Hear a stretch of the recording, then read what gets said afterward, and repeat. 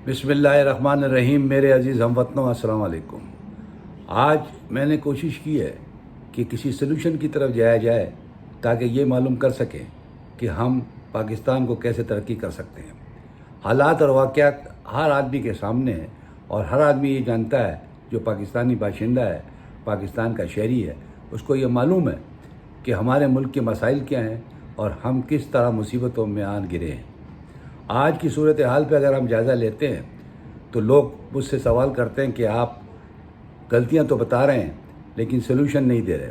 तो आज मैंने सोचा क्यों ना किसी सलूशन की तरफ जाया जाए और उस पर बात की जाए ताकि एक नज़रिया डेवलप हो सके कि हमको अपने आप और हमारी हुकूमतों को क्या करना चाहिए ताकि हम एक मुल्क को तरक्की दे सकें, एक यूनिटी पैदा कर सकें, एक ईमान की मजबूती पैदा कर सकें और अपने अंदर एक नज़्म व ज़ब्त पैदा कर सकें।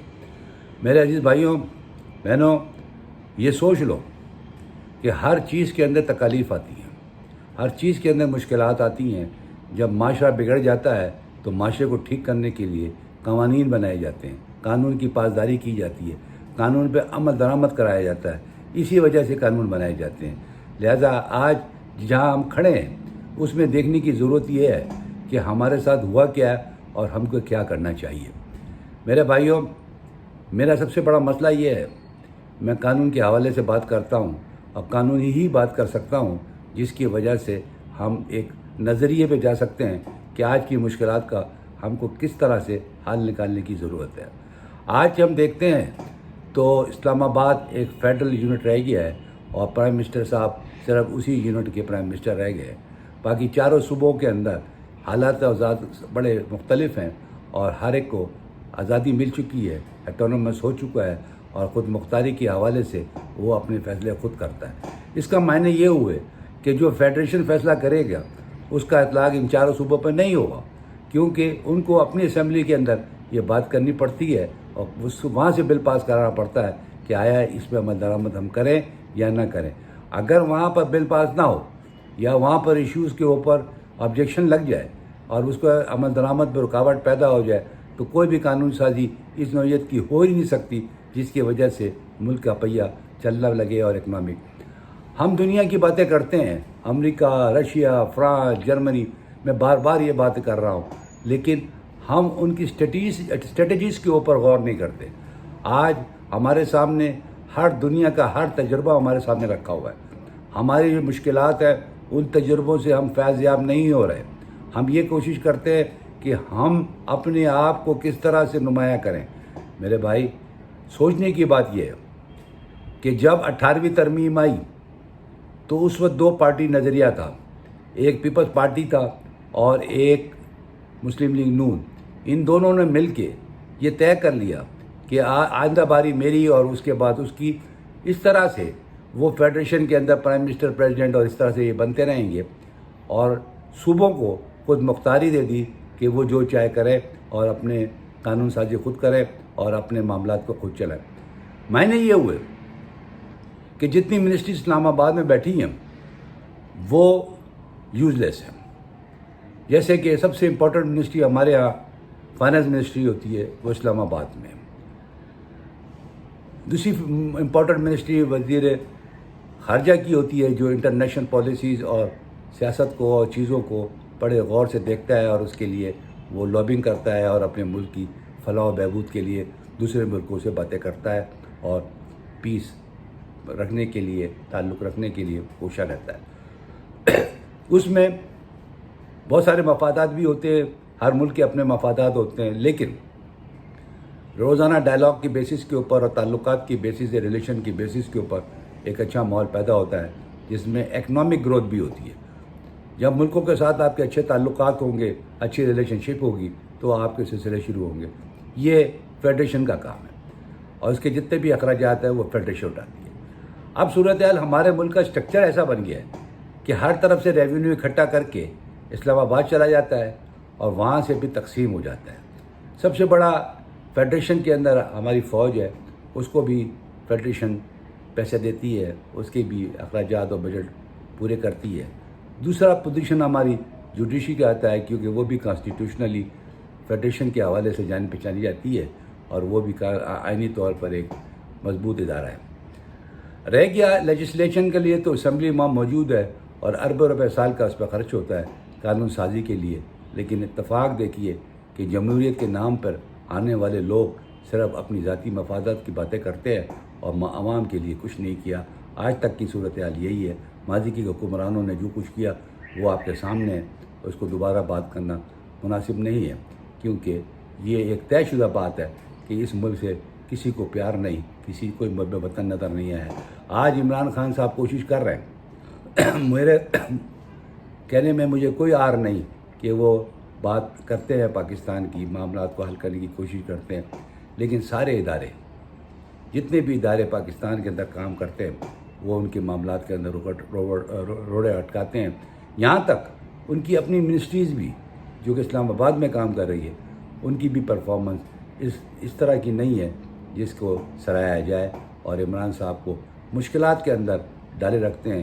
وہ ایشوز جو نان ایشوز ہیں ان کو اٹھا دیتے ہیں، ایسے گفتگو کرتے ہیں، ایسی باتیں کرتے ہیں جس سے نفرتیں پیدا ہوتی ہیں، مشکلات پیدا ہوتی ہیں، اور وہ ساری کی ساری صرف ایک واحد عمران خان صاحب جس کو فیس کرنی ہوتی ہیں، اور وہ ان کی معاملات کے لیے حل تلاش کرتا ہے۔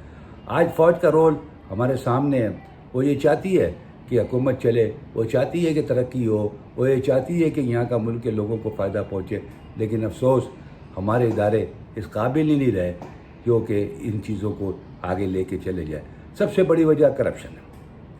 تو میرے بھائیوں، ہم کو یہ دیکھنا ہوگا کہ ہم کس رول ماڈل کو اپنائیں جس کی وجہ سے انہوں نے ترقی کی۔ اگر ان کی ترقی کی طرف دیکھتے ہیں تو ہم بہت ساری باتیں ہم سیکھ سکتے ہیں۔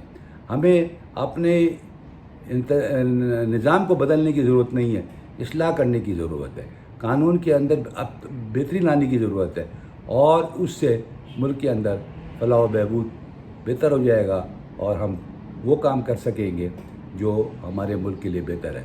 آج یہ طے کرنا ضروری ہوگا کہ ہم ان چیزوں سے دور ہو جائیں جو ویسٹرن کلچر سے ہم کو ملتی ہیں۔ ہم کو یہ دیکھنا ہوگا کہ یہ جو این جی اوز ہیں، یہ جو ماس میڈیا کمیونیکیشن ہے، ان چیزوں سے اگر آپ غور کریں تو ہمارے لوگوں کا مائنڈ سیٹ تباہ و برباد ہو کے رہ گیا ہے۔ ہم اس چیز کو سوچنے کے لیے تیار ہی نہیں ہیں جس سے ہماری ملک کو فلاح ہو۔ ہم ہر وقت وہ کام کرنے کی کوشش کرتے ہیں جس سے ہمیں نقصان ہو، تو لہٰذا بہت سخت اقدامات کرنے کی ضرورت ہے۔ اب یہ دیکھنا ہے کہ پرائم منسٹر عمران خان کافی ملکوں میں دورہ کر چکے ہیں، اور ان کے تجربے بھی بہت زیادہ ہیں، اور انہوں نے بہت کچھ دیکھا بھی ہے، لیکن میری سمجھنے کی بات یہ ہے، اور میں یہ کہنا چاہوں گا کہ وہ تجربے جو کہ کامیابی کی طرف گئے ان کے اوپر عمل کرنا چاہیے۔ ہم چائنا کا نام بہت زوروں سے لیتے ہیں۔ چائنا کا صورتحال آپ کے سامنے ہے۔ وہ دنیا کے اندر ایسٹ ایشیا سے ساؤتھ ایشیا کے اندر انٹر ہو گیا ہے۔ اس کا وجود ایسٹ ایشیا کے حوالے سے ہے، اب اس کا وجود ساؤتھ ایشیا کے اندر ان سارے ممالکوں کے ساتھ ریلیشن شپ بڑھا لی ہے اس نے، اور ترقی کی طرف اس کا لے جانے کا جو ارادہ ہے وہ ایک کاروباری مقصد ہے۔ وہ چاہتا ہے کہ کسی طرح سے بھی یہ ترقی زیادہ علاقے ہوں، یہاں پر کاروبار ہو، اور یہاں پر ان کا بھی کاروبار بڑھے گا۔ لہذا اس کی سوچ سے اگر آپ فائدہ اٹھائیں تو ہم سی پیک کی طرف دیکھتے ہیں۔ آج ہمارے حکمرانوں نے جو کچھ کیا اس سی پیک کے ساتھ، وہ بڑی تشویشناک حالات کی طرف جا رہے ہیں۔ کتنے معاہدے ایسے ہیں جو ابھی عمران خان صاحب نے نکالے ہیں اور ان کے سامنے آئے ہیں، وہ پوشیدہ معاہدے ہیں۔ نیب بھی اس کے اوپر کام کر رہی ہے، لیکن مجھے نیب سے تو کوئی خاص امید اس لیے نظر نہیں آتی کہ یہ چیئرمین صاحب جو ہے یہ کسی کام کے نہیں ہیں، کیونکہ ان کا جو اوریجن ہے اور ان کا جو سلیکشن ہے وہ پیپلز پارٹی اور نون لیگ نے کیا ہے۔ لامالا ماضی کے تجربے اور ماضی کی ان کی کارروائیوں کو اگر نظر سامنے رکھے تو مجھے ایسا محسوس ہوتا ہے، اور میں یہ بات کہنے پہ بالکل ٹھیک ہوں کہ بھائی یہ تو جب بھی کوئی بات ہوگی تو یہ تو ڈرائی کلینر کام کر رہے ہیں۔ جو بھی سیاسی لوگ ان کے حوالے آتے ہیں اپوزیشن کے، ان کو یہ کلین چٹ دے کے اور معاملات کو ختم کر دیتے ہیں، ایویڈنس کو ختم کرا دیتے ہیں اور ان کا سپورٹ کرتے ہیں۔ لہذا ان سے مجھے تو کوئی امید نظر نہیں آتی۔ آگے چلتا ہوں تو معلوم یہ ہوتا ہے کہ ہونا کیا چاہیے۔ ہونا یہ چاہیے جیسے کہ چائنا کے اندر ہے. میں ٹرکی کو بھی اہمیت نہیں دیتا، کیونکہ ٹرکی کے اندر بہت کچھ چیزیں ایسی ہیں جو ہمارے ملک میں اس کا تجربہ ہو چکا ہے اور وہ کافی نقصان دے چکی ہیں، اور آج تک ہم اسی قابل نہ ہو سکے کہ ہم اپنے اندر نیشنلزم پیدا کر سکیں. چائنا کے اندر سب سے بڑا مسئلہ یہ ہے کہ ان کی جتنی بھی ہیومن رائٹس ہیں ان کا تعلق اکنامک گروتھ سے ہے. اگر کسی کی اکنامک گروتھ بڑھے گی تو ہیومن رائٹس کو سپورٹ کی جائے گی اور ان کو اسی ریشو کے ساتھ رائٹس دیے جائیں گے. ایجوکیشن کو انہوں نے فرسٹ پرائرٹی پہ رکھا اور ان کی تعلیم کا جو معیار ہے وہ بہت بڑھتا جا رہا ہے، اور انہوں نے اس لحاظ سے اس کو رکھا کہ جب لوگ ایجوکیٹڈ ہوں گے تو سائنس کے راستے میں، تحقیق کے راستے میں، ریسرچ کے سلسلے میں، انوینشنز کے سلسلے میں یہ ایجوکیشنل طبقہ جو ہے یہ بہت کام آئے گا. اور کمپلسری ایجوکیشن رکھ دی. ہمارے یہاں تو صرف کاغذوں کے اوپر باتیں ہو رہی ہیں، لفاظی ہوتی ہے. ایجوکیشن بھی ہمارے یہاں مافیا کے ہاتھ میں ہے اور اس کو بھی دیکھنے کی بہت ضرورت ہے، کیونکہ جب قومیں تعلیم نہیں حاصل کر سکیں گی تو ان سے ترقی کی کوئی امید نہ رکھے اور ملک کی بھلائی کے لیے کوئی بات نہیں رکھے. انہوں نے سختی کس بات پہ کر دی، اور بڑی امپورٹنٹ بات ہے ماس کمیونیکیشن. وہاں پر نیشنلزم کے خلاف کوئی بھی شخص بات کرے گا اس کی بہت سخت سزا ہے، اس کو اسپیئر نہیں کیا جاتا. وانن فانن ان کو سزائیں دے دی جاتی ہیں. عدالتی نظام ان کا بہت تیزی کے ساتھ کام کرتا ہے. اسپیڈی ٹرائل ہوتے ہیں اور اسپیڈی ریزلٹس آتے ہیں، اور اس طرح نہیں ہوتا کہ سالوں سال ان کے کیس لٹکایا دیا ہے. میرے عزیز ہم وطنوں، اگر غور کرنا ہے تو آپ اپنے عیبوں کے اوپر سب سے پہلے غور کریں. ہمارا ٹیلی ویژن جس کے اوپر ہم روزانہ شام 7 بجے سے رات 12 بجے تک مناظرے سنتے ہیں، ہم جس کے اوپر بیٹھ کے تفریحاں سنتے ہیں، ہم جن کے اوپر خبریں سننے کے لیے بیٹھتے ہیں اور ان کی رائے ہم سنتے ہیں، تو ایسا معلوم ہوتا ہے کہ یہ ملک کو تباہ و برباد کر دیں گے. ایسے ایسے ڈرامے پیش کرتے ہیں کہ ہمارے بچوں کے اخلاقیات کے اوپر اتنے گہرے اثرات پڑ رہے ہیں جس کا کوئی جواب دینے کے لیے تیار نہیں ہے. ہم کس طرح سے اس ملک کو ان لوگوں کو روک سکتے ہیں؟ اس کا ایک ہی ہے، سخت قانون بنایا جائے، ان کو غدار ڈکلیئر کیا جائے، یہ نیشنلزم کے خلاف ہے، اور ان کی پالیسی اور ان کو جیلوں میں ڈالا جائے تاکہ ان کو عبرت ناک سزا ملے، تاکہ ملک کی کس طرح سے خلاف بات کر سکتے ہیں. کسی قیمت کے اوپر بھی، کسی صورت کے اوپر بھی ملک کے اوپر بات کرنے کی ان کو اجازت نہیں ہونی چاہیے. ان کو فوراً ان کے چینلز کو، ان کو سب کو ایک آرڈر کے ذریعے بند کر دیا جائے. ہمارے یہاں پیمرا ہے، پیمرا بھی ایک سیاسی اقدام اٹھاتا ہے. وہ بھی جب پریشر آ جاتا ہے، ہر طرف سے آوازیں آنے شروع ہو جاتی ہے تو وہ فائن لگا دیتا ہے. ایسا نہیں ہوتا ہے، یہ بات طے ہے. ہر آدمی دنیا کا جانتا ہے کہ یہ پیمرا یہ دیکھ رہا ہے کہ یہ ٹیلی ویژنز جو ہمارے ملک کے اندر آزادی کے نام سے پرویز مشرف صاحب نے انٹروڈیوس کرائے تھے کہ جناب میں نے لوگوں کو بڑی آزادی دے دی ہے اور اس پہ جو مرضی کام کرو، میں تم کو نہیں روکوں گا. اس میں بہت سارے اس وقت کے منسٹر، آج بھی منسٹر ہیں، انہوں نے بھی اپنے اوپر بڑا سہرا باندھا تھا کہ میں نے یہ سارے چینلز دیے ہیں اور لہٰذا ان کو جو آج یہ پھل پھول رہے ہیں وہ میری وجہ سے ہیں. لیکن بھائی آپ نے جو غلطی کری وہ آج پوری قوم بھگت رہی ہے. یہ سہرا باندھنے کی ضرورت نہیں ہے. اس کے اندر کوئی کریڈٹ لینے کی ضرورت نہیں ہے. اس کے اندر یہ دیکھنے کی ضرورت ہے کہ انڈین لابی، را، مودی، یہ سب کے سب پاکستان کو توڑنے کے لیے جتنی دولت پھینک رہے ہیں پاکستان میں، وہ سمجھتے ہیں کہ جنگ سے لڑنے سے بہتر یہ ہے کہ ان کے اندر پیسے پھینک دو، کیونکہ یہاں پر چیزیں انسان بکتے ہیں اور ان کے لیے خریدنا اتنا مشکل نہیں ہے. لہذا ان کا ایک ہی نعرہ ہے اور وہ نعرہ سمپل سا ہے، purchase the people of Pakistan again, اور ان سے اینٹی پاکستان کام لیا جائے. اور وہ ہو رہا ہے. وہ آپ کو بلوچستان میں بھی نظر آئے گا، وہ آپ کو کراچی میں بھی نظر آئے گا، وہ لاہور میں بھی نظر آئے گا، وہ فرنٹیئر کے علاقوں میں بھی آئے گا، آزاد علاقوں میں، ہر طرف یہ آپ کو لوگ ملیں گے. اور ان غداروں کی تعداد اتنی بڑھ گئی ہے کہ وہ ہر وقت ہماری حکومت کو، جو عمران خان صاحب کی ہے، اس کے الجھائے ہوئے رکھتے ہیں ان خطرات کی وجہ سے کہ ایسا کام نہ عمران خان صاحب کر لیں جس سے ان عوام کو فائدہ ہو جائے. میرے بھائیوں، رشیا بھی ایسے ہی ٹوٹا تھا، بھوک سے. لوگوں کے پاس روٹی کھانے کو نہیں تھی، اب ٹکڑے ٹکڑے ہو گئے. آج کون سی وجوہات ہیں کہ ان کو روٹی مل رہی ہے؟ کیسے وہ اپنے اپنے ٹکڑوں کے اندر چھوٹے چھوٹے ملک بنا کے بیٹھے ہوئے ہیں. سمجھنے کی بات ہے. وہی حکمت عملی انڈیا ہمارے ساتھ کرنا چاہتا ہے. آج ہم کو یہ دیکھنا ہوگا کہ ہم کہاں کھڑے ہیں، ہماری سوچ کیا ہے. ہم سمپل اپنی ذات کے لیے زندہ ہیں. اگر یہ ملک نہیں رہے گا تو آپ کہاں سے رہ جائیں گے؟ تو میرے بھائیوں، آج یہ سمجھنا ہے کہ جتنی بھی منسٹری ہیں پاکستان کے اندر ان کو کم کر دیا جائے. جو ضروری منسٹریز ہیں ان سے کام لیا جائے.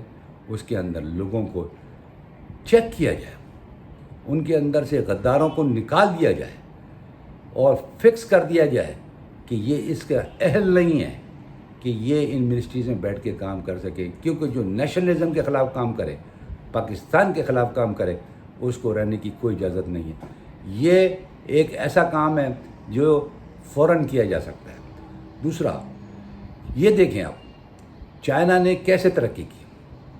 چائنا نے کوئی چیز بھی باہر سے میڈیا کی چائنا میں داخل ہونے نہیں دی. جس میں انٹرنیٹ ہے، جس کے اندر فیس بک ہے، جس کے اندر انسٹاگرام ہے، جس کے اندر ٹویٹر ہے، اور ان سب چیزوں کو اگر آپ لیں تو آپ یہ دیکھیں گے کہ انہوں نے اپنی ایپلیکیشنز بنا دی ہیں اور عوام کو وہ چیز دیتے ہیں، وہ چیز ان کے اوپر بتاتے ہیں جو ان کو ترقی کی طرف لے کے جاتے ہیں. آج چائنا کے اندر آبادیات کے لحاظ سے آپ دیکھیں تو دنیا کی بڑی آبادیوں میں سے ایک ہے. اس کے اندر ہر آدمی اپنی اس حصے کا اکنامکس میں حصہ ڈال رہا ہے. آج ان کی زندگی آپ دیکھیے کتنی ترقی کر چکے ہیں. ان کا جو پرسنٹیج ہے وہ 6% GDP کی ہو گئی. ہر چیز ترقی کی طرف جا رہی ہے اور وہ بڑھتے جا رہے ہیں. یہ سی پیک انہوں نے کیوں انٹروڈیوس کرایا؟ ان کے پاس آلریڈی اس کا تجربہ تھا آج سے پہلے، جب افریقہ سے لوگ ان کے ملک میں سامان خریدنے آتے تھے. انہوں نے سلک روٹ بنایا تھا. یہ آج کی بات نہیں میں کر رہا، یہ بہت عرصے پہلے کی بات کر رہا ہوں، جب یہ ڈائنسٹی ہوا کرتی تھی.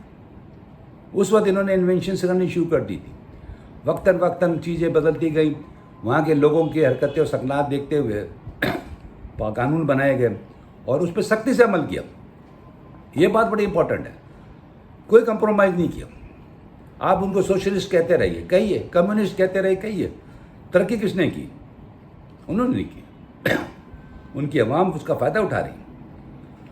جو پودے انہوں نے لگائے تھے وہ آج پھل دے رہے ہیں. ہم کیوں نہیں کر سکتے؟ ہم صرف ایک ہی کام کر سکتے ہیں کہ یہ حکومت چلے جائے، ہماری حکومت آ جائے. او بھائی، یہ تو جہالت کے ووٹ ہیں. یہ جتنے بھی آپ کے اسمبلی میں لوگ ہیں یہ جہالت کے ووٹ سے آتے ہیں. پڑھے لکھے ووٹوں کی تعداد تو بہت کم ہے. 24 کروڑ آبادی میں سے 3.5 کروڑ کی ووٹ لے کے آپ اپنی حکومتیں بنا رہے ہیں. کوئی صوبے میں بنا رہا ہے کیونکہ فیڈریشن کے اندر تو اس کو اتنے ووٹ نہیں ملے گی کہ جس کی وجہ سے وہ وہاں پر حکومت بنا لے. جوڑ توڑ ہو رہی ہے، ایک دوسرے سے مل رہے ہیں. کیا یہی ملک رہ گیا؟ اسی ملک کی قسمت یہی رہ گئی ہے کہ اس کے اندر یہ حرکتیں ہوں؟ ہاں، یہ سوچنے کی بات ہے. ہم اس حد تک جا چکے ہیں، اس حد تک گر چکے ہیں کہ اس ملک کی سلامتی کے لیے کوئی بات کرنے کے لیے تیار نہیں ہے. آج آپ دیکھیے، کل ہم نے یہ 5 اگست 2020 کو ہم نے یوم سیاہ بنایا کشمیر کے حوالے سے. ہم نے نقشہ دیا مقبوضہ کشمیر کو پاکستان کا حصہ بنایا. ہم نے لداخ اور سیاچین کا حصہ ڈیمارک کر دیا. میرے بھائی، اس سے قومیں زندہ ہوتی ہیں. ہم نے نغمہ بنایا، ترانہ بنایا، اس سے قوموں میں روح پھیلتی ہے. ہمارے ٹی وی چینلز کے اوپر اس کی مخالفت ہو رہی ہے. کیوں ہو رہی ہے؟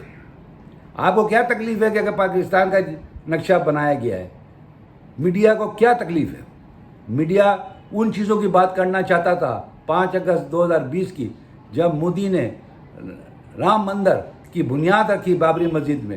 لیکن یہاں کے ماحول کو، پاکستان کے ماحول میں وہ اس کو پاکستانی میڈیا فلفل نہیں کر سکا. اس کی کوشش تھی کہ اس کا یہ اظہار کریں، ان کے ساتھ یونٹی کا اظہار کریں کہ آپ نے بہت اچھا کام کیا. دنیا کے ماس میڈیا نے، دنیا کے ٹی وی چینلز نے یہ خبر نشر کی، اس کی پوری تقریب کی کوریج ہوئی. کیا وجہ ہے کہ اینٹی پاکستانی، اینٹی مسلم لوگ ہر اس کام کو دنیا کے اندر دکھاتے ہیں جس کے اندر ان کو یہ نظر آتا ہے کہ یہ مسلمانوں کے لیے اور پاکستان کے خلاف ہے. میرے بھائیوں، بات سمجھنے کی یہ ہے کہ ترقی کا ایک ہی راستہ ہے کہ ہم اصولوں پہ چلیں، ہم قانون کی تابع ہو جائیں، ہم غلط کام کرنے سے اپنے آپ کو بچائیں.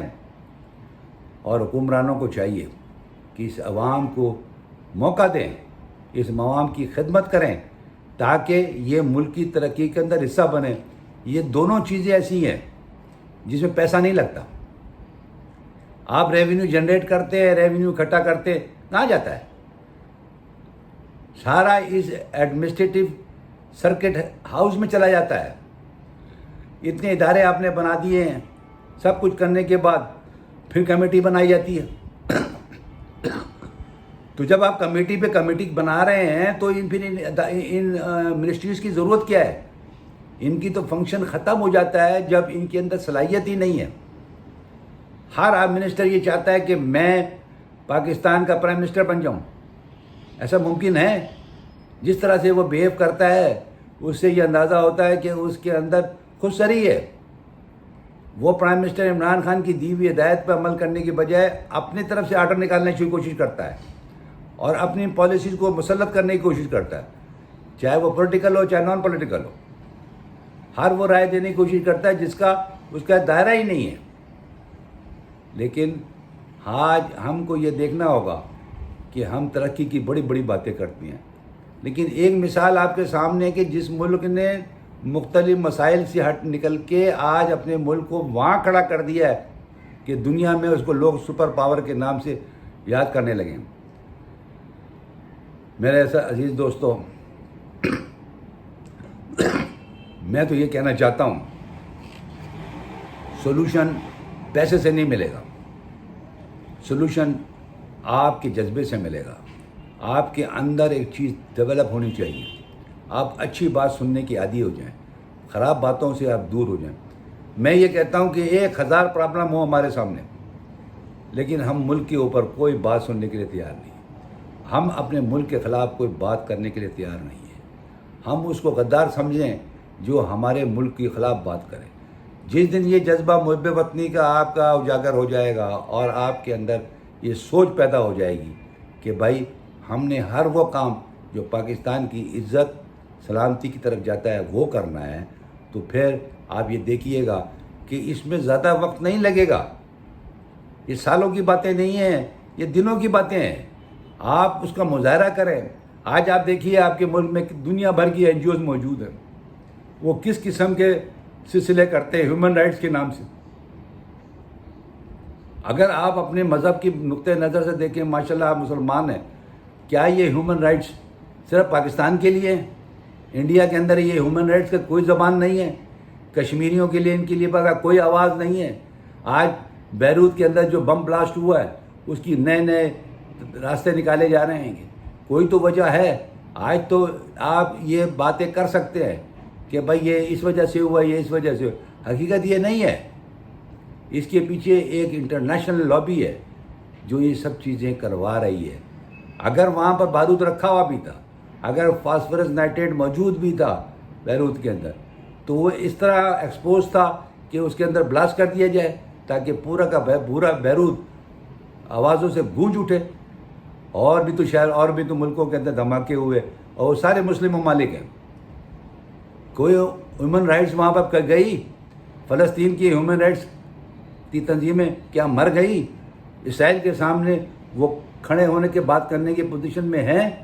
یہ تو حقیقت ہے کہ NGOs کو اسی لیے فنڈنگ دی جاتی ہے کہ وہ جس ملک میں جائیں وہاں پر ہیومن رائٹس کے نام اٹھا کے انتشار پیدا کریں، اس کے ملکوں کے لوگوں کو پریشان کر دیں. اور یہی ہمارے ملک میں ہوتا ہے کہ وہ فنڈنگ ان کو ملتی ہے، وہ یہاں کے لوگوں کو پیسے دیتے ہیں اور ان کا کوئی کام نہیں ہے. وہ تو یہاں یونینز بنا لیتے ہیں، ایسوسیشن بنا کے بیٹھ جاتے ہیں. فالتو لوگ جن کا کوئی معاشرے میں مقام نہیں ہوتا ان کو وہ ممبر بنا لیتے ہیں، اور جہاں جلسہ جلوس کرنا ہوتا ہے وہ 100-200 آدمی کو لے کے اکٹھا ہو جاتے ہیں اور اپنی تصویریں اور TV چینلز کے اوپر ان کا پروجیکشن ہو جاتا ہے. اور وہ اس طرح اللہ اللہ خیر صلی اللہ اور وہ اپنے پیسے کو جسٹیفائی کر دیتے ہیں. ہماری یہ بدقسمتی ہے کہ ہم پیسہ لے کے پاکستان کو احترام کرنا ہی چھوڑ دیتے. ہم وہ غلط کام کرنے کی کوشش کرتے ہیں جس سے ملک کو نقصان ہو. تو ترقی سولوشن جب تلاش کیے جا سکتے ہیں جب آپ میں یونٹی پیدا ہو جائے. آپ ہر بری چیز کو جو آپ کے خلاف بات کی جا رہی ہو، آپ کے خلاف بات کرنے کا مراد پاکستان کے خلاف بات کی جا رہی ہو، تو آپ کے اندر ایک نیشنلزم ہونا چاہیے. اگر یہ نیشنلزم مر گیا تو پھر آپ زندہ لوگوں میں شمار نہیں ہوں گے. آپ کو لوگ اسی نام سے کریں گے کہ یہ وہ پاکستانی ہیں جو اپنے ملک کو